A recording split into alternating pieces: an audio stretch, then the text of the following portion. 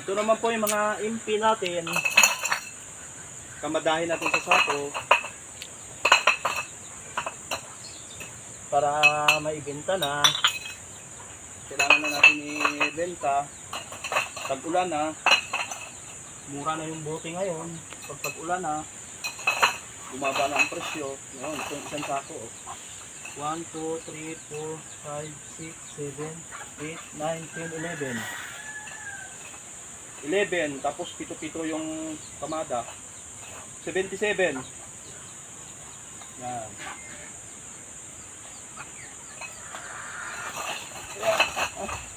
So maraming salamat sa inyo panonood at sa inyo pagsama. God bless po. Dili pala yung mga upload natin kasi mahina yung internet dito po sa amin. Yung isa kong video kanina ko pa ina-upload, hindi pa pumapasok. Nakailang video na ako dito. Wala talaga, mahina. Mamaya gagawa ko ng paraan, pupunta ako sa bayan, baka sakaling makaka-upload po tayo. Pasensya na po kasi dili po yung upload natin.